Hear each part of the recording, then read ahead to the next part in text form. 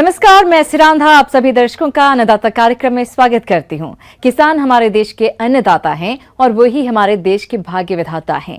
ऐसे ही भारतीय किसानों को खेती बाड़ी से जुड़ी हुई बहुत सी नई लाभकारी जानकारियां देने के लिए हर रोज सुबह हम आपके साथ आते हैं। तो चलिए कार्यक्रम शुरू करने से पहले देखते हैं क्या है आज के अन्नदाता में। भूसे को यूरिया से करे उपचारित, बनाएं पौष्टिक चारा।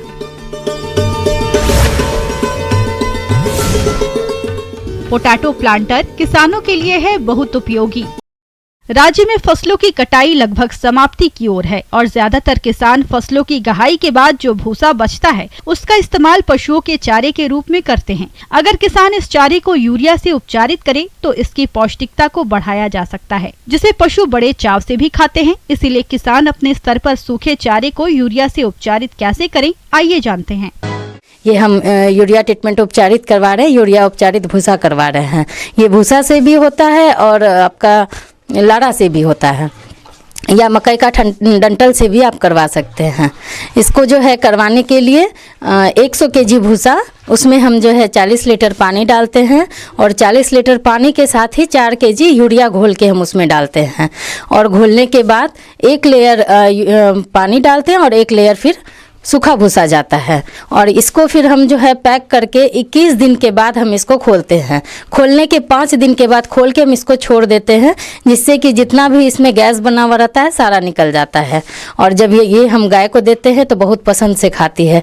इसको देने से, गाय को देने से ये फ़ायदा है कि जिस गाय को जैसे हम 5 केजी यूरिया दाना देते थे, और जब हम ये खिलाना शुरू करेंगे तो 4 केजी ही हमें दाना देना पड़ता है। ये गाय के लिए काफ़ी हाई प्रोटीन मात्रा में माना जाता है, जिससे कि ये 2.5-3 गुना प्रोटीन दाना में बढ़ा देता है और गाय भी इसे बहुत पसंद से खाती है।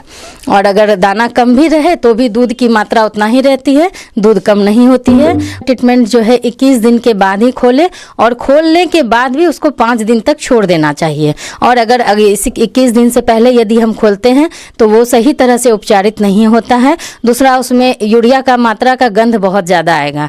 और अगर हम टाइम पुरने पे यदि 21 दिन के बाद खोलते हैं और 5 दिन उसको खोल के छोड़ते हैं तो फिर उसमें कोई नुकसान नहीं है। उपचार आरंभ करने से पहले ये आवश्यक है कि भूसा या पुआल की एक गठरी का औसत भार ज्ञात कर लिया जाए, ताकि उसी के अनुसार यूरिया के घोल की मात्रा निर्धारित की जा सके। उपचार के लिए किसी बड़े ड्रम में यूरिया का 4% घोल बना लेना चाहिए। पुआल या गेहूं के भूसे को 2 से 3 मीटर के घेरे में अथवा आयताकार रूप में बिछाई जाती है और प्रत्येक 100 किलोग्राम भूसा या पुआल में उपरोक्त घोल का 65 लीटर समान रूप से मिलाया जाता है। यही तरीका है कि जैसे हम पहले सूखा भूसा या सूखा कुट्टी गाय को देते थे। अगर हम मानते हैं कि जैसे एक गाय को हम 2 डलिया कुट्टी दे रहे हैं दाना के साथ, तो कुट्टी हम ये यूरिया वाला कुट्टी ही हम 2 डलिया ही देंगे। लेकिन दाना यदि जिस गाय को हम 5 केजी दे रहे थे, उस गाय को दाना हम 4 केजी कर सकते हैं। दूध में कभी कमी नहीं होगी। इसमें तो बहुत फ़ायदा है। हम तो कभी सादा कुट्टी गाय को देते ही नहीं हैं, हमेशा कोशिश करते हैं कि यूरिया ट्रीटमेंट ही कुट्टी दे। और इसमें तो गाय का एक तो शरीर बहुत अच्छा रहता है, हेल्थ बहुत ही अच्छा होता है, और दूसरा ये दाना का बचत होता है और दाना से 2.5 गुना प्रोटीन ये बढ़ा देता है। सावधानियां: उपचार हेतु स्वच्छ पानी का प्रयोग करें। आवश्यकता अनुसार उतने ही पुआल का उपचारण करें जो 4 से 6 सप्ताह के लिए आवश्यक है। गेहूं के भूसे का उपचारण एक बार में 4 से 6 माह तक के लिए किया जा सकता है। यूरिया को पानी में भली भांति घोलें तथा यूरिया एवं पानी की मात्रा सही हो। यूरिया का घोल पशुओं की पहुंच से बाहर रखें, क्योंकि इस घोल के व्यवहार से पशु विष ग्रसित हो सकते हैं, मृत्यु का भी शिकार हो सकता है। यूरिया का घोल चारे के ऊपर समान रूप से छिड़कना चाहिए तथा ढेर बनाते समय चारे की हर तह को पैरों से अच्छी तरह दबाना आवश्यक है। ढेरी का आकार गुंबदनुमा होना चाहिए। ढेरी को पॉलीथीन चादर अथवा खाद की बोरियों से या सूखे चारे से अच्छी तरह ढकना चाहिए, ताकि उपचारण से अधिक लाभ हो सके। हम अगर सूखा कुट्टी गाय को खिलाते हैं या सूखा भूसा गाय को खिलाते हैं तो वो उसके मुंह पे गड़ता है और उसमें जो है दाना भी ढूंढता है या हरा घास देना होता है। और हरा घास तो हमें ऐसे भी देना चाहिए, लेकिन बाय चांस यदि मेरे पास अभी घास नहीं है और हम अगर ये कुट्टी खिलाते हैं तो ये कुट्टी गाय बिना दाना के भी खा सकता है, क्योंकि ये कुट्टी बिल्कुल सॉफ्ट हो जाता है। सॉफ्ट के कारण इसमें उसका टेस्ट बहुत अच्छा रहता है, जो कि वो लोग अच्छे से खाता है। अगर आप दाना 5 kg भी दे रहे हैं तो उसको 4 kg भी दाना दीजिएगा तो वो दूध में कमी नहीं होगा और ना ही उसके हेल्थ पे कोई नुकसान होगा। और ये जो है एकदम फुल प्रोटीन है इसमें। किसान भाइयों, अभी तक आपने खेती से जुड़ी हुई कुछ उपयोगी जानकारियां देखी। अब लेते हैं एक छोटा सा ब्रेक, जल्द ही लौटेंगे और कार्यक्रम में आगे भी है खेतीबाड़ी से जुड़ी हुई महत्वपूर्ण जानकारियां। आप बने रहिए हमारे साथ। ब्रेक के बाद आप सभी दर्शकों का अन्नदाता में एक बार फिर से स्वागत है। चलिए अब रुख करते हैं अगली कड़ी की ओर। राज्य में किसान विभिन्न सब्जियों की खेती करते हैं, लेकिन वे इनमें संतुलित मात्रा में खाद उर्वरकों का प्रयोग नहीं करते हैं, जिससे किसानों को सब्जियों से अधिक उपज नहीं मिल पाती है। तो आप सब्जियों से अधिक उपज लेने के लिए किस प्रकार से करें फसलों में खाद उर्वरकों का प्रयोग, देखिए कार्यक्रम की ये प्रस्तुति।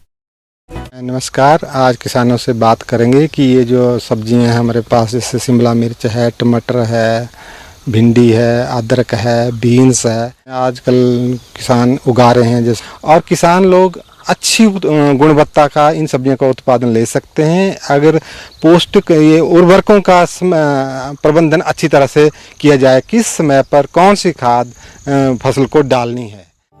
पौधों की उचित बढ़वार और जीवन चक्र सफलतापूर्वक पूरा करने के लिए मुख्य तौर पर 17 तत्वों की आवश्यकता होती है, जिनमें carbon, oxygen, hydrogen, nitrogen, phosphorus, potash, calcium, magnesium, sulphur, iron, zinc, copper, manganese, molybdenum, boron, chlorine और निकेल शामिल हैं। इनमें से कार्बन, ऑक्सीजन और हाइड्रोजन वायु और पानी से पौधों को मिल जाते हैं। शेष 14 तत्व भूमि से ही प्राप्त करने होते हैं, लेकिन भूमि में उपस्थित तत्वों की मात्रा भूमि कटाव, रिसाव, बहाव और भूमि से गैस के रूप में उड़ने, खरपतवारों और फसलों द्वारा उपयोग कर लिए जाने के कारण तेजी से कम होते जा रहे हैं। अगर भूमि में इन तत्वों की पूर्ति न की जाए तो उसकी उपजाऊ शक्ति कम हो जाती है।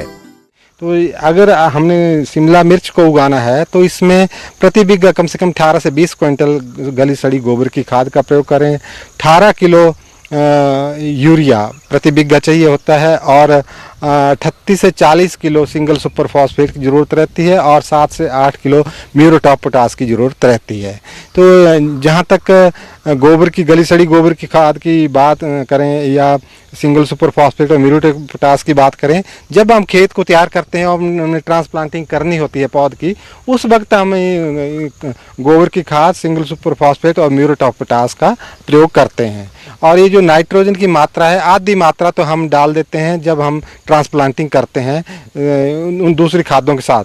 जो शेष बची हुई आधी मात्रा रहती है उसको हम 2 भागों में पहली 1-1 महीने के अंतराल पर डालते हैं। जो हमारी पहली जो फर्स्ट जो हमारी एप्लीकेशन होती है उसके 1 महीने बाद डालते हैं बनती हाई, और जो बाकी बची हुई बनती हाई रहती है उसको हम उसे 1 महीने बाद डालते हैं। तो टमाटर में कम से कम हम एक जो बीघा है उसमें 20 क्विंटल गली सड़ी गोबर की खाद डालते हैं और 18 किलो जो है हम यूरिया की मात्रा प्रयोग करते हैं और 38 किलो हम जो है सिंगल सुपर फॉस्फेट करते हैं और 7 किलो जो है म्यूरेट ऑफ पोटाश का प्रयोग करते हैं। ये जो गली सड़ी गोबर की खाद है और सिंगल सुपर फॉस्फेट है, म्यूरेट ऑफ पोटाश है, इन तीनों की मात्रा जो है हम जो है तीनों के साथ आधी नाइट्रोजन की मात्रा जब हम खेत को तैयार करते हैं और उसके बाद ट्रांसप्लांटिंग करते हैं उस वक्त हम डाल देते हैं। जो आधी मात्रा नाइट्रोजन की रह गई उसको हम पहली जो हमारी डोज होती है जो हम खेत तैयार करने वक्त उससे 1 महीने बाद देते हैं, और जो उसको हम 2 हिस्सों में बांटते हैं। एक तो 1 महीने बाद डाल देते हैं और जो बाकी बच गई उसको उसके भी 1 महीने बाद डालते हैं। इसी तरह किसान जो है मध्यवर्ती क्षेत्रों में भिंडी की फसल भी मार्च से लगाना शुरू करते हैं और जून तक लगाते रहते हैं।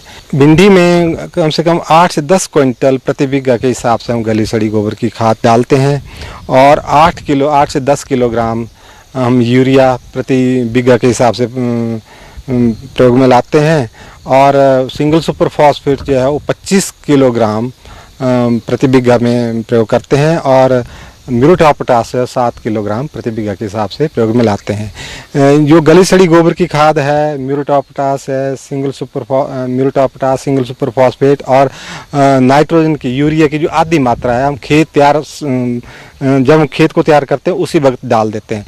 बाकी जो नाइट्रोजन की आधी मात्रा रहेगी उसको हम 2 स्प्लिट्स में डालते हैं, 1-1 महीने के अंतराल पे डालते हैं पहली स्प्लिट के बाद। ये जो हमारे मध्यवर्ती क्षेत्र है, ये अदरक के उत्पादन के लिए भी अच्छे जाने गए हैं और अदरक जो है हमारे मध्यवर्ती क्षेत्रों में काफ़ी एरिया में लगाया जाता है। तो मैंने जैसे कहा आपको 25 से 30 क्विंटल प्रति बीघा में हम गली सड़ी गोबर की खाद डालते हैं। लगभग 18 किलो जो है हम यूरिया की मात्रा प्रयोग करते हैं और कम से कम 25 किलो प्रति बीघा के हिसाब से हम जो सिंगल सुपर फॉस्फेट का प्रयोग करते हैं और 6 से 7 किलो प्रति बीघा में हम म्यूरेट ऑफ पोटाश की मात्रा डालते हैं। तो जैसे मैंने कहा कि गली सड़ी गोबर की खाद और ये जो सिंगल सुपर फॉस्फेट है और म्यूरेट ऑफ पोटाश है, इन तीनों को हम जब खेत को तैयार करते हैं उस वक्त डाल देते हैं। बाकी ये जो नाइट्रोजन की जो मात्रा इसमें हम 3 हिस्सों में बांटते हैं, हम इसकी मेंढे बनाना शुरू कर देते हैं। उस वक्त हम 1/3 हिस्सा जो यूरिया का प्रयोग लाते हैं और जो 2 स्प्लिट्स हैं उसको 1-1 महीने के अंतराल पे हम बाद में प्रयोग में लाते हैं। स्वास्थ्य और उत्पादकता को बनाए रखने के लिए जरूरी है कि उसमें पोषक पदार्थों की कमी ना हो। इसका पता लगाने के 3 तरीके हैं: मिट्टी की जांच, पौधे का विश्लेषण और खेत की जांच। जांच के ये तरीके मात्रात्मक और गुणात्मक प्रकार के हैं। मिट्टी की उर्वरकता पर भी पौधे का विकास निर्भर करता है। अगर मिट्टी में नियमित रूप से एक के बाद एक फसल उगाई जा रही है तो उसकी उर्वरकता बनाए रखने के लिए जैविक खाद और उर्वरकों का इस्तेमाल किया जाना चाहिए। किसानों को बीज बोने और पौधे के विकास के दौरान पोषण से भरपूर उर्वरक और खाद डालने चाहिए, क्योंकि मिट्टी की उर्वरकता बनी रहने से ही पौधे का विकास और पैदावार ठीक से होगी।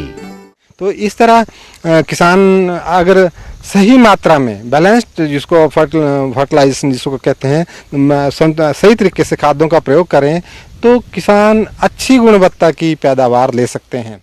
और आगे भी है खेतीबाड़ी से जुड़ी हुई बहुत सी रोचक जानकारियां, पर यहां पर रुकेंगे एक और ब्रेक के लिए। जल्द हाजिर होते हैं। ब्रेक के बाद एक बार फिर से आप सभी दर्शकों का अन्नदाता कार्यक्रम में स्वागत है। बढ़ते हैं अगली प्रस्तुति की ओर। प्रदेश में आलू की खेती बहुत से किसान करते हैं और अक्सर किसानों को आलू की बुवाई करने में काफी परेशानी होती है, क्योंकि जिस समय आलू की बुवाई होती है उस समय आलू की बुवाई के लिए समय पर मजदूर नहीं मिलते हैं। अगर किसान आलू की बुवाई पोटैटो प्लांटर से करे तो इस सारी समस्याओं से बच सकते हैं। तो ये आलू बुवाई यंत्र किसानों के लिए किस प्रकार से उपयोगी है, देखिए हमारी एक खास रिपोर्ट। भारत में आलू का उत्पादन मुख्यतः सब्जी के लिए किया जाता है। यहाँ कुल उत्पादन का करीब 90% सब्जी के रूप में प्रयोग किया जाता है।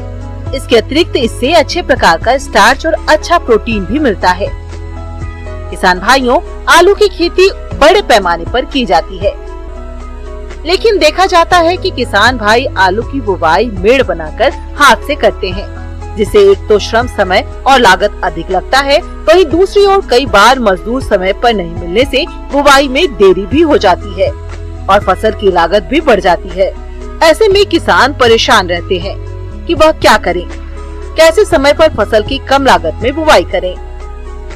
तो किसान भाइयों, इस तरह की समस्याओं से बचने के लिए हमारे कृषि वैज्ञानिकों ने आलू बुवाई यंत्र का निर्माण किया है, जिसके द्वारा कम समय में अधिक एरिया में आलू की निश्चित दूरी पर आसानी से बुवाई की जा सकती है। इस यंत्र में लोहे का एक फ्रेम होता है जिसमें फरो ओपनर लगे होते हैं। फ्रेम पर एक सीड बॉक्स जिसमें आलू भरे जाते हैं, इसको हॉपर भी कहते हैं।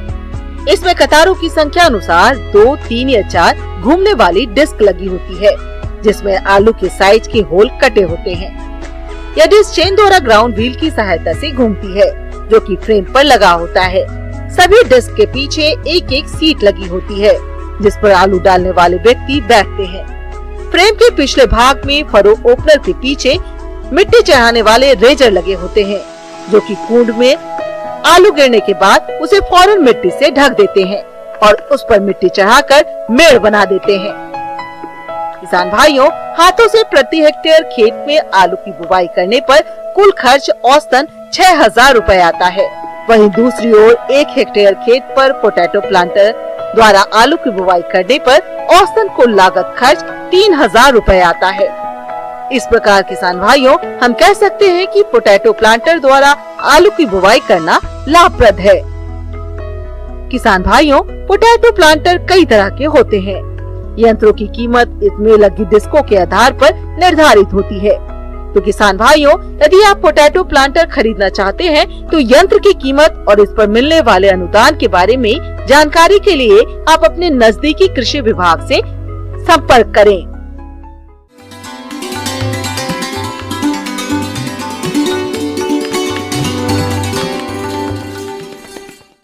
अन्नदाता हेल्पलाइन निःशुल्क फोन संपर्क सेवा के माध्यम से आपके द्वारा पूछे गए प्रश्नों में से 1 या 2 महत्वपूर्ण प्रश्न को हम अपने कार्यक्रम में शामिल करते हैं। इसी के तहत आज का चयनित प्रश्न और उसका जवाब इस प्रकार है। आज की निःशुल्क अन्नदाता हेल्पलाइन में जिस प्रश्न को कार्यक्रम में शामिल किया गया है उसे पूछा है गांव शाहपुर, जिला अलवर के किसान पारसनाथ ने। आप बटन मशरूम उगाने की तकनीक के बारे में जानकारी चाहते हैं तो पारसनाथ जी, आपकी जानकारी के लिए प्रस्तुत है कार्यक्रम का यह अंश। मशरूम की खेती करने के लिए एक विशेष प्रकार के क्रॉप रूम की आवश्यकता होती है, फसल कक्ष की आवश्यकता होती है। क्योंकि अगर आपके पास कमरे जो हैं वो कमरे पूर्ण रूप से साफ सुथरे होने चाहिए और कमरे में रैक्स बनी होनी चाहिए जिससे आप ज़्यादा से ज़्यादा मशरूम का लगा सकते हैं। अगर एक कमरे में अगर 10 बाई 10 का कमरा है तो उसमें रैक्स बनानी है आपको। 4 फीट इसकी चौड़ाई होगी और 8 फीट इसकी लंबाई होगी और हर रैक्स के बीच में 2 से 2.5 फीट का गैप होगा। अगर आपने बम्बू का रैक्स बनाया है तो 3 रैक से अधिक नहीं बनाएंगे। 3 रैक से अधिक बनाएंगे तो क्या होगा, जो भी आपका वर्कर होगा उसके ऊपर चढ़ेगा तो उसकी लाइफ कम हो जाएगी। और कमरा को अच्छी तरह से साफ सुथरा रखें। जब भी कमरे में आप मशरूम लगाने जा रहे हैं उससे 2 दिन या 4 दिन पहले फार्मिंग का स्प्रे कर दें ताकि उसमें कोई भी कीड़े बीमारी हो वो पूर्ण रूप से मर जाए। और कमरे के अंदर एग्जॉस्ट की व्यवस्था जरूर होनी चाहिए क्योंकि कमरे में जब गर्म हवा होने लगती है तो कई प्रकार की बीमारियां भी आने लगती हैं और जो है मशरूम की लंबाई बढ़ जाती है और उसका जो कैप होता है वो छोटा हो जाता है। इसीलिए एग्जॉस्ट की बहुत बड़ा रोल है। तो कमरे के दरवाजे के अपोजिट एक एग्जॉस्ट भी होना चाहिए ताकि जब हम दरवाजा खोलें तो पूर्ण रूप से वेंटिलेशन हो जाए, गर्म हवा बाहर चले जाए और ठंडी हवा अंदर आ जाए। तो बटर मशरूम के लिए सबसे पहले तापमान का ध्यान रखना पड़ता है। तो तापमान अगर 14 से 24 है तो हम बटर मशरूम की खेती कर सकते हैं। बटन मशरूम उत्पादन के लिए सबसे अच्छा समय अक्टूबर से अप्रैल का होता है, जिसे किसी झोपड़ी या घर में किसान उगाते हैं। सफलता से बटन मशरूम उत्पादन करने के लिए कई तकनीकी बातें महत्वपूर्ण होती है, जिसमें कंपोस्टिंग सबसे महत्वपूर्ण है। कंपोस्ट तैयार करने में लगभग 28 दिन का लंबा समय लगता है, जिसे तैयार करने में बहुत सी सावधानियां रखनी होती है। तो कंपोस्ट बनाने की एक प्रक्रिया है। इसमें हम गेहूं का भूसा लेते हैं और ये गेहूं का भूसा अगर हमें कंपोस्ट बनानी है तो कम से कम 3 कुंटल लेना ही पड़ता है। अगर आपको 3 कुंटल बटन मशरूम की कंपोस्ट बनानी है तो उसमें जो है 3 कुंटल गेहूं का भूसा लेंगे, उसमें 5 किलो यूरिया, 25 किलो गेहूं का चोकर, 8 से 9 kilo calcium ammonium nitrate, 5 kilo muriate of potash, ये सारे चीज को मिक्स करते हैं। 8 फीट जो है लंबाई होगी इसकी और 4 फीट चौड़ाई और 3.5 फीट ऊंचाई एक हम सेप देते हैं और इसको अल्टरनेट 3-3 दिन पे पलटाई करते रहते हैं। तो इसको जिप्सम तीसरी या चौथी पलटाई में डालते हैं और 5वीं 6वीं पलटाई में हम फ्योडान डालते हैं, क्योंकि जब कंपोस्ट बनता है उस दौरान चलने वाले कीड़े पैदा हो जाते हैं और फ्योडान डालते हैं तो ये कीड़े मर जाते हैं। लास्ट में जब लास्ट पलटाई होती है उस समय देखते हैं कि अगर अमोनिया की गंध नहीं आती है तो उसमें हम फार्मिंग का स्प्रे करते हैं ताकि कोई भी बैक्टीरिया और फंगस हो वो मर जाए। तो 28 या 30 दिन के बाद एक कंपोस्ट तैयार होती है। इस कंपोस्ट में न अमोनिया की गंध आती है और स्मेल आती है अच्छी। फिर इसमें जो है हम ठंडा करके इसमें हम बीज मिलाते हैं। बीज मिलाने की जो प्रक्रिया है कि 1 कुंटल में 1 किलो बीज डालते हैं और अच्छे से मिक्स करते हैं और मिक्स करने के बाद पॉलीथीन की थैलियों में भर देंगे। लगभग 10 या 12 दिन के बाद इसमें मशरूम की फंगस फफूंदी आएगी और ये फफूंदी जब पूर्ण रूप से फैल जाएगी तो मीठी स्मेल आएगी। फिर इसमें पन्नी को खोल के 1.5 से 2 इंच तक आवरण मृदा की एक लेयर बिछाते हैं। आवरण मृदा क्या है? आवरण मृदा जिसमें 3 भाग सड़ी हुई गोबर की खाद और 1 भाग बागीचे को मिट्टी को मिक्स करके बनाते हैं, जिसमें 4% फार्मिन से उपचार करते हैं और 72 घंटे तक रखते हैं। रखने के बाद जब ये तैयार हो जाता है तो फैली हुई फंगस पे इस पे हमें भूसे को जो कंपोस्ट बनी होती है उस कंपोस्ट पे हम 1.5 से 2 इंच की लेयर बिछाते हैं और बिछाने के बाद साफ पानी का स्प्रे करते रहते हैं ताकि केसिन की लेयर भीगे। अन्यथा अगर पानी नीचे चली जाती है तो कंपोस्ट सड़ने लगता है, तो इसीलिए पानी को हम स्प्रेयर मशीन से स्प्रे करते हैं ताकि केसिन की जो लेयर है वही भीगे।